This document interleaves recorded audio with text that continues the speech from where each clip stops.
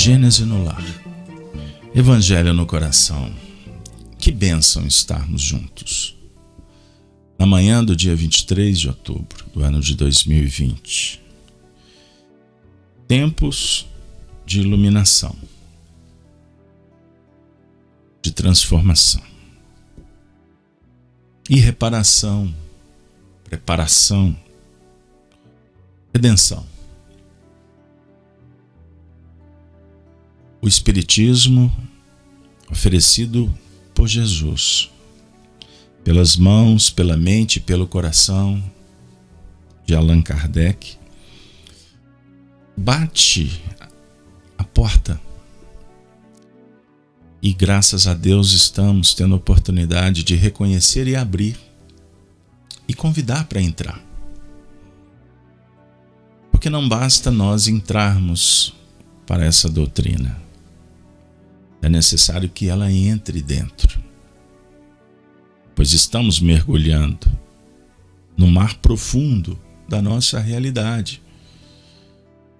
E nessa descida dos ideais, precisamos dos elementos, das ferramentas, para fazer uma viagem segura, responsável, fiel ao que realmente importa, e não nos desviarmos na descida, encantados pelo cântico da sereia, pela ilusão. O Espiritismo chega nas nossas mãos, portanto, para que a gente aprenda a nadar. André Luiz, na introdução do livro Nosso Lar, tem um pensamento muito conhecido no meio espírita. Mas cada vez que passamos por ele, encontramos réstia de luz. Uma existência é um ato. Um corpo, uma veste. Um século, um dia. Um serviço, uma experiência. Um triunfo, uma aquisição. Uma morte, um sopro renovador. O tema de hoje, nas palavras. Nós vamos convidá-los para abrir o Evangelho segundo o Espiritismo no capítulo 22, intitulado Não Separeis o que Deus juntou. E vamos ouvir Allan Kardec, e eu convido para que nós possamos limpar o coração, para ouvir e não debater com o que estamos ouvindo. Ouvir é assimilar, é acolher e depois se metabolizar e dialogar com o que ouviu. Se durante o percurso estamos preocupados em concordar ou não concordar, rebater ou não ouvimos como deveríamos ouvir. Lembram que em filosofia existe uma expressão repetida por nós, que a mente é tagarela? Então é a hora de apertar o botão e silenciar. Não por constrangimento, por uma atitude autoritária de quem está falando. Compreenderam?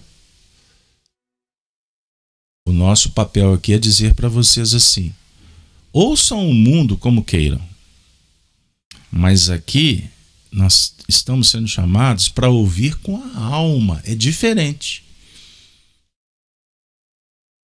Algumas pessoas se sentem confortadas em fazer uma introspecção, fechar os olhos, pausar a respiração para ouvir e para sentir as vibrações.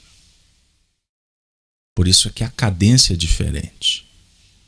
O ritmo é específico. E se torna uma arte a oratória, para quem fala e para quem ouve. Estamos em busca de harmonizar as letras, o ritmo, Eis a essência da música. Aliás, a música é uma expressão da harmonia. Sob o ponto de vista filosófico, é fazer um ajuste no que é diferente. Harmonizar os contrastes. Eis o papel de um professor quando está olhando para um aluno e tentando encontrar palavras para tocá-lo. E vai empreender todo um movimento especial. Bem-aventurado o aluno que se coloca nessa condição de ouvi-lo. Capítulo que trata: não separeis o que Deus juntou. Item 5. O divórcio. O divórcio é a lei humana que tem por objetivo separar legalmente o que já, de fato, está separado. Não é contrária à lei de Deus, pois que apenas reforma o que os homens hão feito. E só é aplicável nos casos em que não se levou em conta a lei divina. Se fosse contrária ou contrário a essa lei, a própria igreja seria obrigada a considerar prevaricadores aqueles de seus chefes que, por autoridade própria e em nome da religião, hão imposto o divórcio em mais de uma ocasião.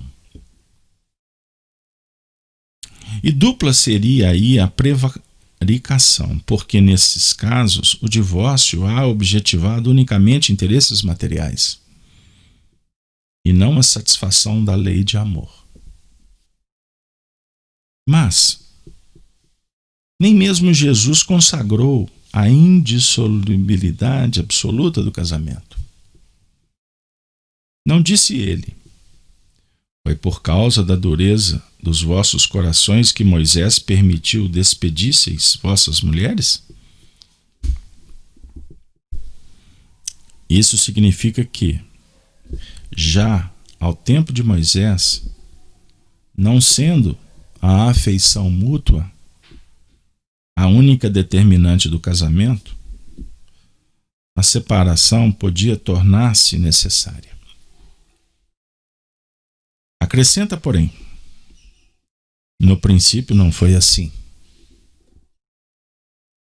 Isto é, na origem da humanidade, quando os homens ainda não estavam pervertidos pelo egoísmo e pelo orgulho, e viviam segundo a lei de Deus, as uniões derivando da simpatia e não da vaidade ou da ambição, nenhum ensejo davam ao repúdio. Vai mais longe. Especifica o caso em que pode dar-se o repúdio: o adultério. Ora, não existe adultério onde reina sincera afeição recíproca. É verdade que ele proíbe ao homem desposar a mulher repudiada, mas cumpre se tenham em vista os costumes e o caráter dos homens daquela época. A lei mosaica, nesse caso, prescrevia a lapidação. Querendo abolir um uso bárbaro, precisou de uma penalidade que o substituísse e encontrou no opróbio que adviria da proibição de um segundo casamento. Era, de certo modo, uma lei civil substituída por outra lei civil, mas que, como todas as leis dessa natureza, tinha de passar pela prova do tempo. Por que a mensagem? Batendo o nosso endereço nessa manhã. Naturalmente que quando nos aproximamos do Mestre, que nos oferece com bondade e sabedoria suas lições, estamos sendo atendidos no que necessitamos. Não há precipitação de um conselho vindo do alto. A consciência só é acionada quando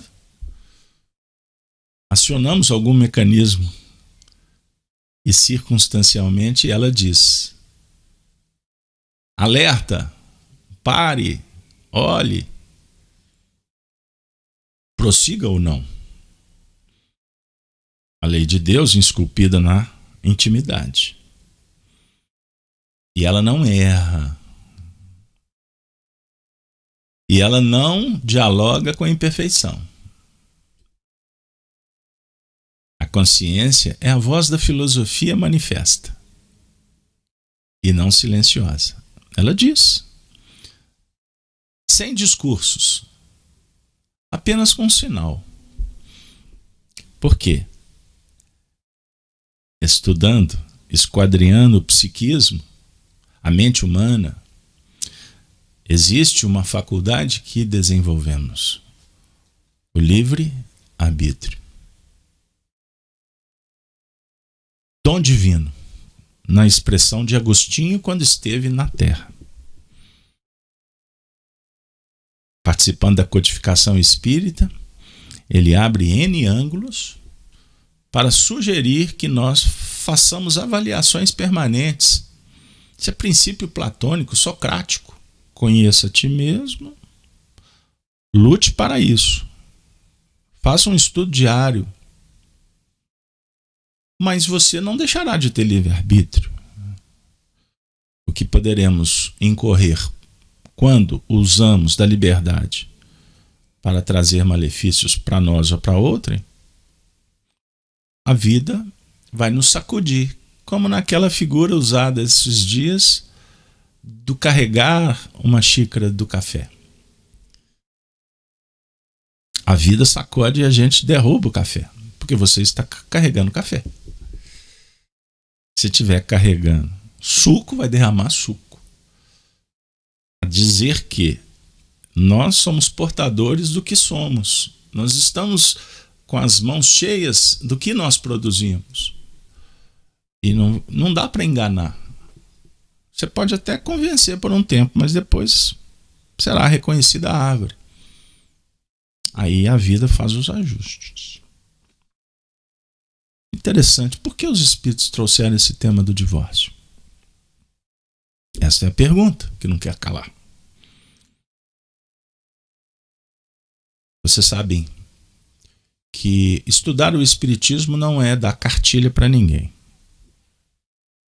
Por isso que tem dias, tem encontros, que a gente se pauta num tema para sugerir o provável encontro do indivíduo com o conteúdo. Mas você não dá o conteúdo pronto. Então tem pessoas que se arvoram de detentoras de sabedoria e na verdade são pseudo-sabedorias. Você dá a receita pronta para alguém. Se ela estiver fechada, ela não vai ouvir. Ela pode até olhar para você como um cachorrinho que fica te namorando e você fica assim, o que ele está pensando? Nada. Porque ele não tem pensamento contínuo, ele trabalha por impulso. É a mesma coisa aquele que entra para conversar, mas na verdade ele só está ali de corpo presente. Porque o tempo todo ele fica se armando para rebater. O indivíduo que entra num encontro como o nosso e fica assim, ele está no tema, ele não está no tema, o que ele está dizendo, meu Deus, que bobagem, etc. Está perdendo a oportunidade, porque não é o que está sendo dito de fora. É o que está sugerindo dentro.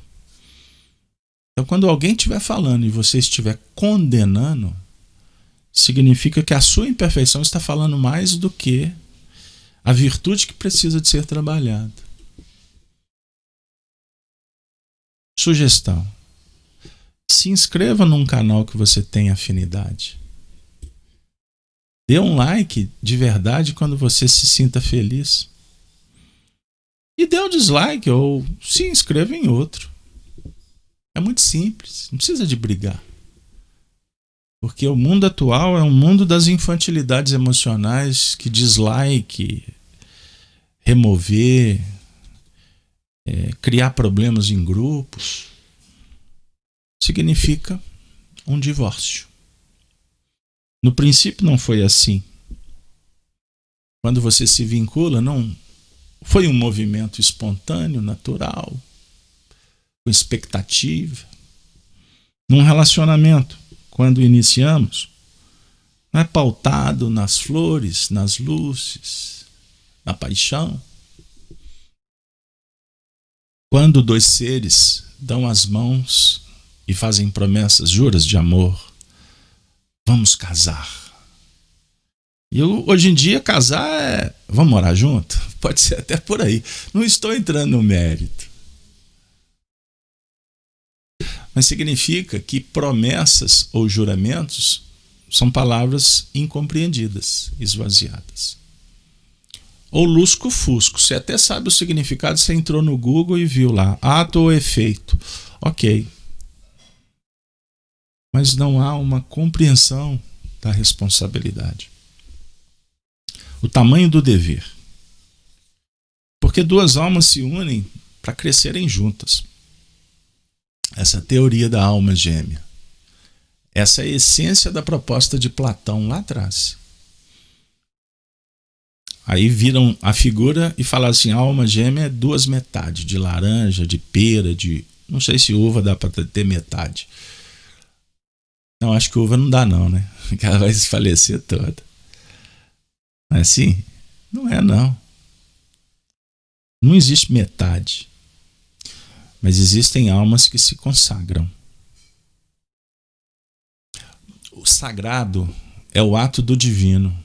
Consagrar é abraçar, é casar, é consorciar com o divino.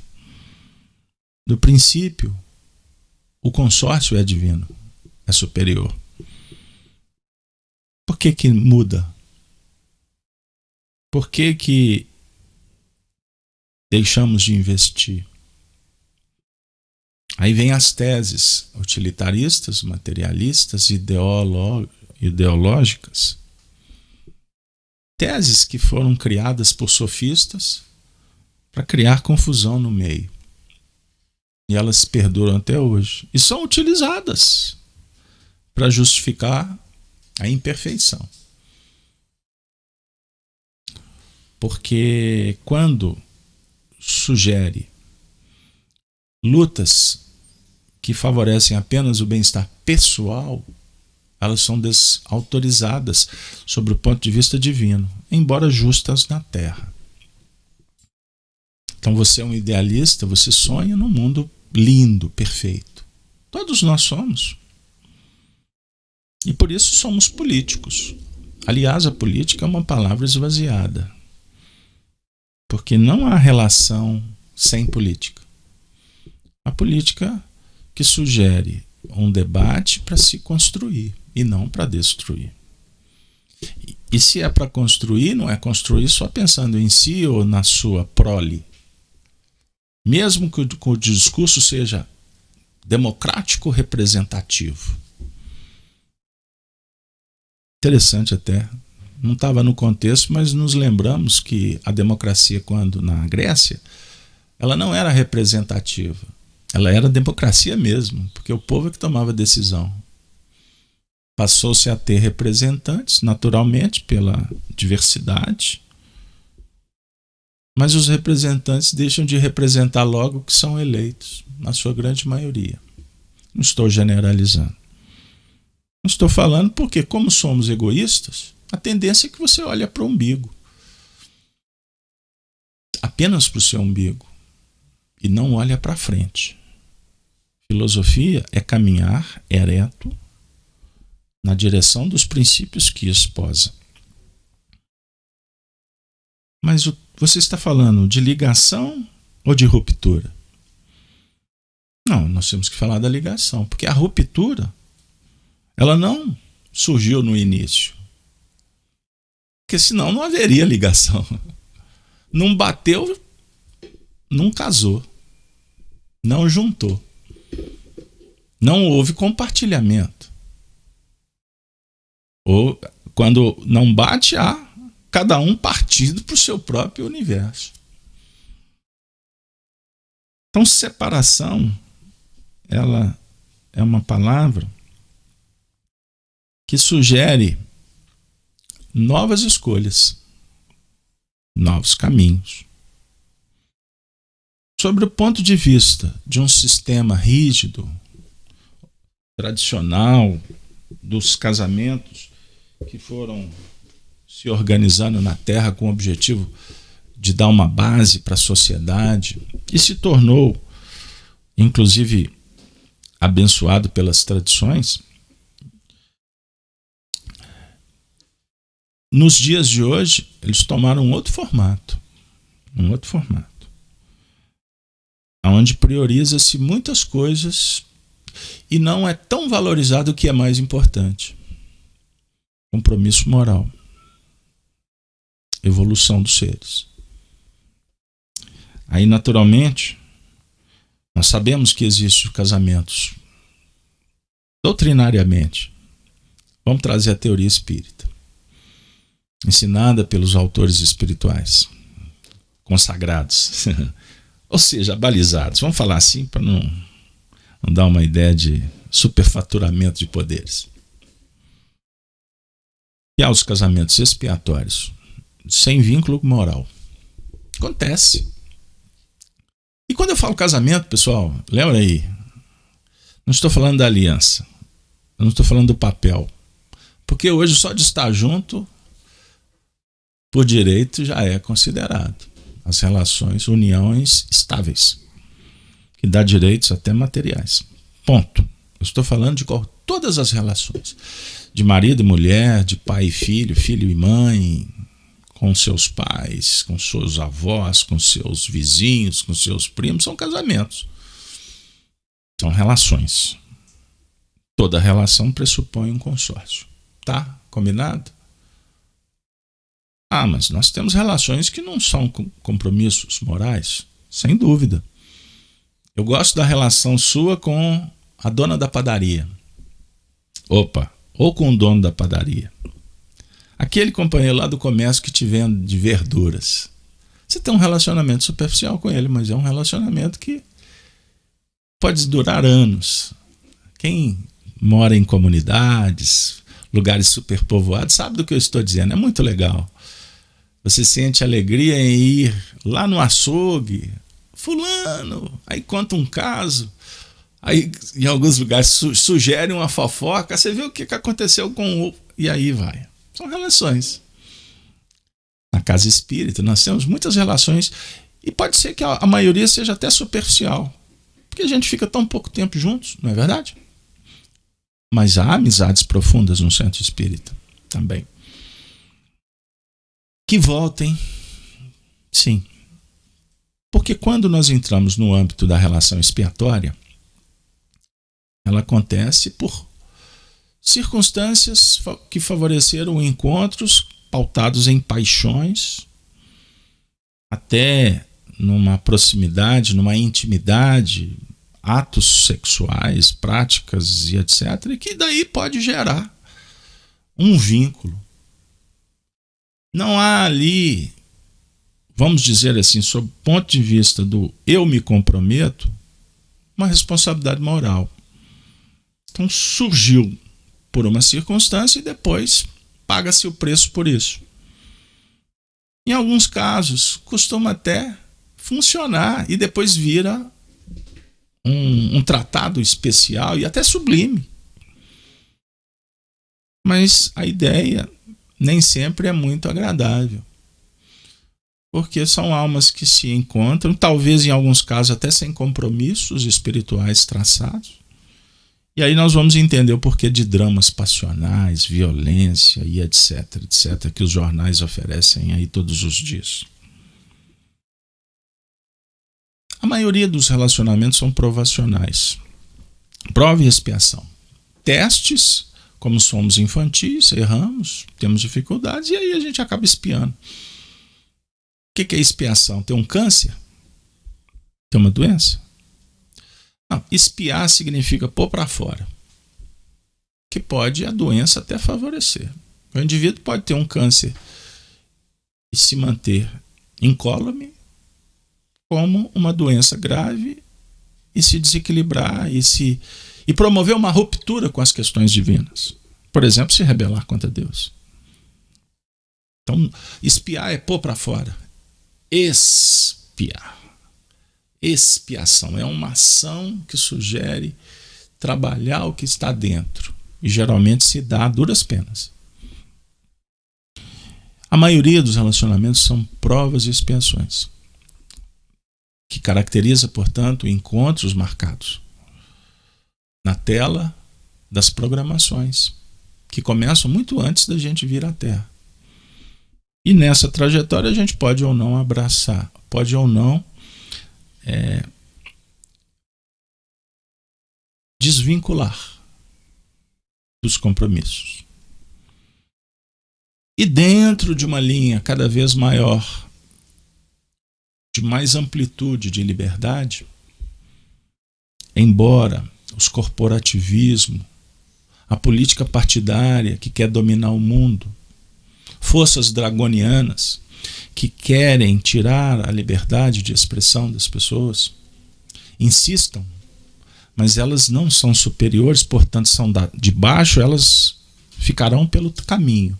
Mas nós que estamos sofrendo pressões de domínio, que não acontece por acaso, precisamos de entender o que funciona aí fora e aqui dentro.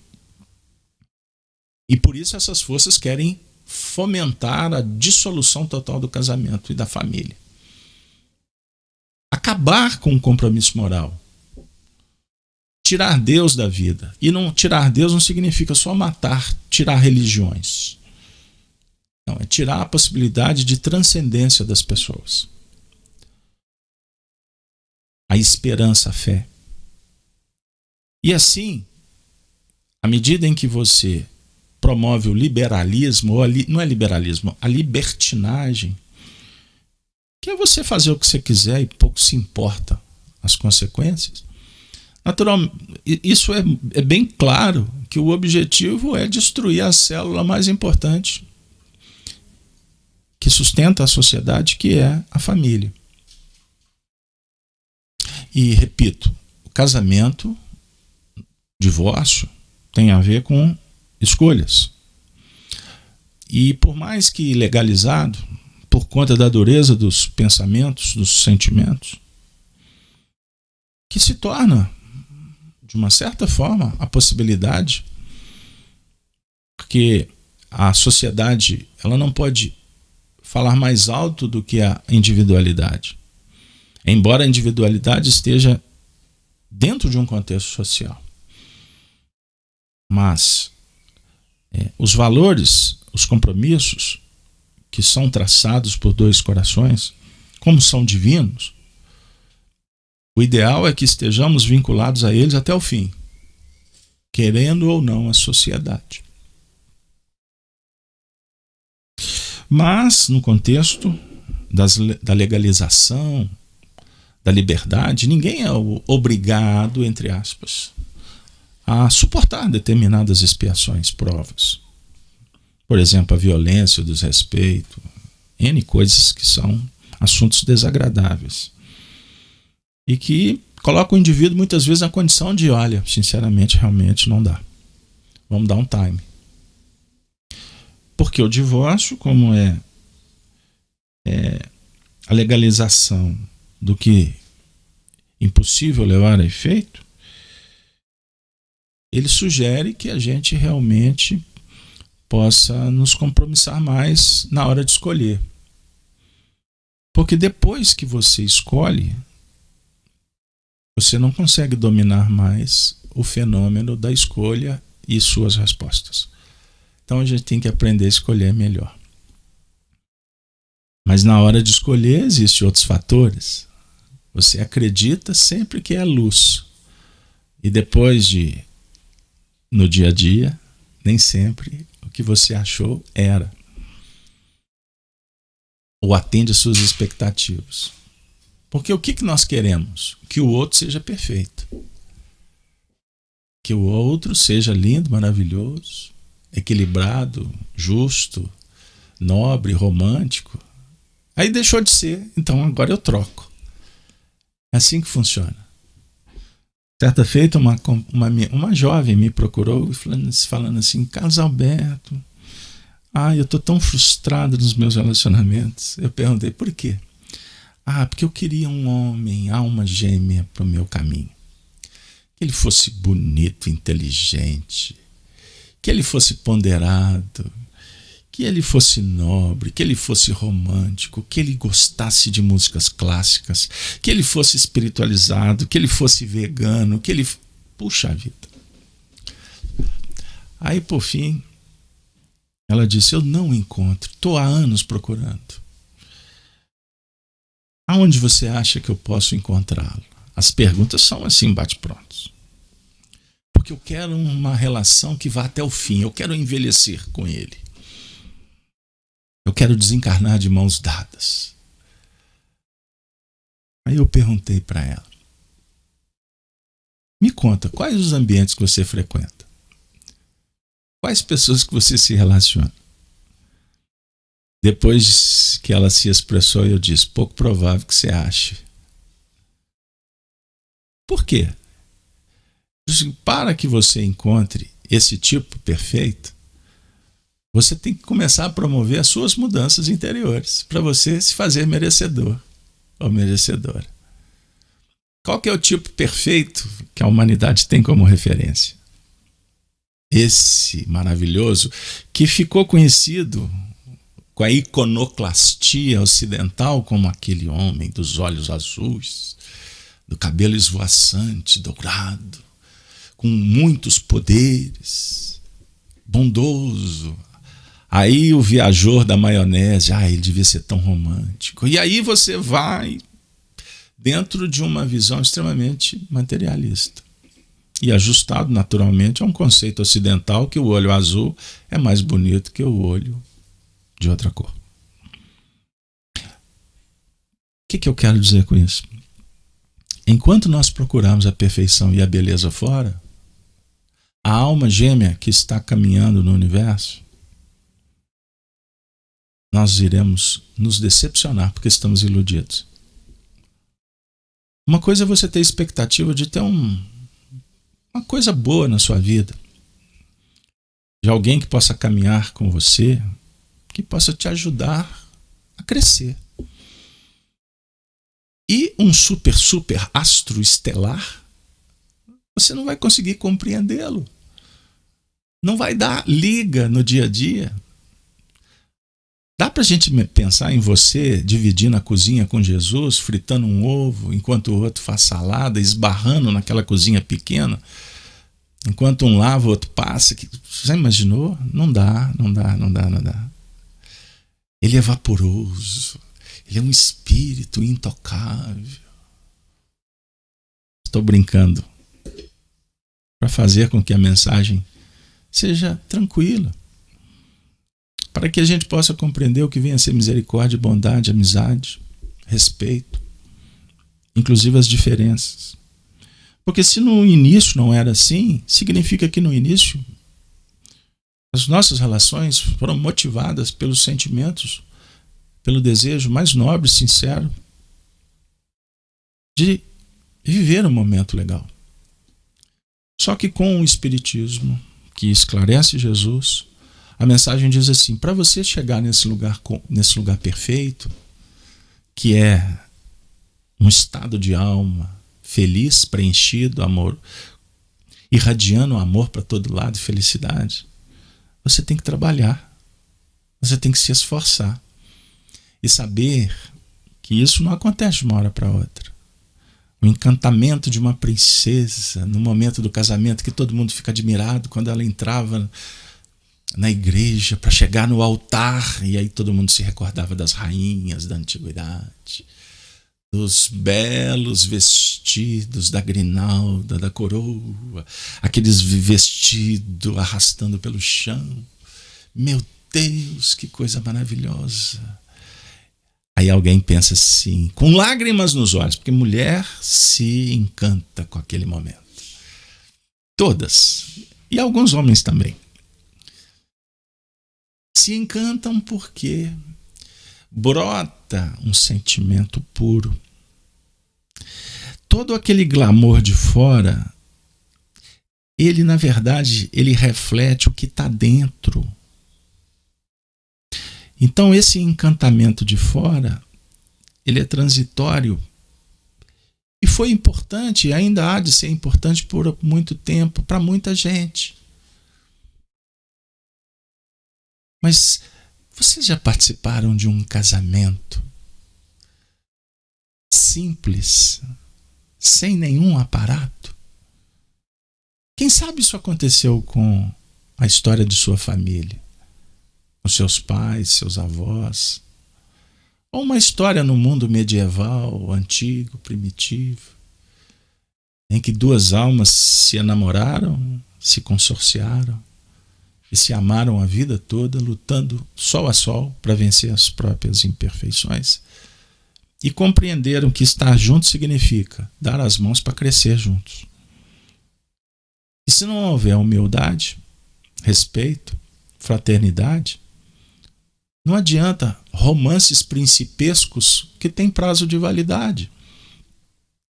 Aí na sociedade atual a gente vê as pessoas irreverentemente falando: é muito bonito, mas quero ver daqui a alguns anos. Quando tiver 20 anos, quando elas apenas se aturam, é porque deixou de ter investimento. E ainda bem que continuam se aturando, fritando batata até o fim. Lamentavelmente, em alguns casos é necessário que haja ruptura para evitar um mal maior. O que é o mal maior? Tire a sua conclusão. Porque com a medida com que medirdes, serás medido. Esse assunto é um dos assuntos mais polêmicos, entre aspas, que a gente trata no Espiritismo. Talvez é mais difícil do que falar de suicídio, de violência, de morte. Sabe por quê que é mais difícil? Porque qual de nós cristãos que não temos um problema sério de relacionamento? E o divórcio é uma carta magna, conquista da sociedade. Sob o ponto de vista de um mundo que trancafiava as pessoas dentro dos seus interesses, sim, é vitória. Muitas pessoas se divorciaram e se redirecionaram na vida e foram felizes. Quantos relacionamentos que, depois da separação, os dois se tornaram amigos e passaram a se respeitar? Aí você vê naturalmente que aquele fato foi importante para eles. Então não tem regra, não tem proibição, isso é medida de cada um. Medida de cada um. Mas o que nos chama a atenção é o seguinte: se o maior problema do ser humano é relacionamento, o drama maior é se relacionar consigo mesmo. Porque se nós não aprendemos a lidar com esse ser que está aqui dentro, porque há uma disputa permanente entre personalidade e essência. Conflitos. O corpo quer, o desejo apela e a consciência diz: cuidado. Quantas vezes a gente ouve a consciência e quantas vezes a gente vira as costas para ela? A consciência é a voz de Deus. Mãe, eu faço. Ninguém merece. Tem gente que escreve livros, mereça ser feliz, porque o indivíduo precisa de autoajuda. Filosofia não é autoajuda, lembrem disso. Autoajuda? Vamos dominar a mente. Vamos fazer isso. Repita o mantra: eu vou ser feliz. Eu vou ganhar $1 milhão. Vai. filosofia não vai falar sobre esse tema. A filosofia vai dizer para você: pratique o bem. Mude os seus pensamentos e os seus atos. Porque compreendendo que o próximo é a ponte para se alcançar a felicidade, nós vamos nos ajustar numa relação diferenciada, que começa por nós mesmos. Emmanuel, no livro Palavras de Vida Eterna, na lição 96, intitulado Nas Palavras, diz assim, apoiado no versículo de Tiago na Epístola, capítulo 5, 9. Irmãos, não vos queixeis uns dos outros, para não serdes julgados. Ele diz assim: pensa no bem quando não puderes falar nele. A semente muda, é nova a terra. A gota silenciosa de sedativo acerena o corpo martirizado. Nunca te queixes dos outros, mesmo porque, em nos queixando de alguém, é preciso consultar o próprio íntimo para saber se em lugar desse alguém não estaríamos fazendo isso ou aquilo de maneira pior. Gênesis no Lar propõe um casamento, mas é um casamento definitivo com Deus, com a beleza, com a arte, com a poesia, com a justiça. Pratique o bem,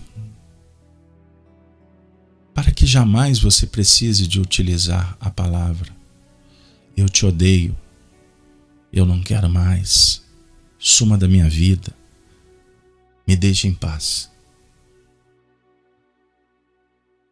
Para que jamais você seja exemplo para aqueles que observam suas atitudes intempestivas, sugerindo que eles façam o mesmo. Uma das dores que campeia no mundo e nem sempre é manifestada é de filhos órfãos de pais vivos. E não necessariamente eles estão em endereços diferentes. São pais que sugerem a guerra, a mentira, a violência e a própria drogadição dentro de casa. Nós casamos com a vida, pessoal. Enquanto a gente ficar pensando apenas em olhar para si mesmo, poderemos estar sendo agentes que promovem o sofrimento no mundo. O índice de suicídio aumenta. A violência dispara. Almas desesperadas pelo mundo, sem norte, sem preenchimento, sem sentimentos. Algumas surtadas, outras doentes profundamente com depressão, com angústia. Por uma única explicação: ausência de amor e de caridade. O Espiritismo é imponente porque ele fala o tempo todo que nós, sendo melhores, iremos amar e nos amarmos cada vez mais como Jesus nos amou. Pense diferente para você fazer toda a diferença nesse mundo. E para terminar, nos faz recordar Meimei. Mas se você está espezinhado, abandonado, atacado, mesmo se esforçando para seguir os passos de Jesus, não desistas. Não entregue os pontos. Sempre haverá uma luz no fim do túnel para quem tem fé. Pois a fé é a base do progresso moral e da fraternidade. E essa fé é a ponte que te liga àquele que se tornou o noivo da humanidade e da sua trajetória. Jesus de Nazaré, que prometeu jamais nos deixar sós. Ele caminha conosco. Vale ouvi-lo e, acima de tudo, permitir que ele entre dentro do seu coração, para que daqui a pouco ele saia de você através do amor que há de irradiar em benefício da humanidade. Todas as vezes que você praticar o bem, benevolência, indulgência e perdão, é Jesus falando através de você. E a sua vida nunca mais será a mesma. Aí a vitória é pessoal. Aí o prêmio é a paz. É a paz que o Cristo deseja para todos em mais um momento Gênesis no lar. Evangelho no coração. Ave Cristo. Tenha uma excepcional sexta-feira.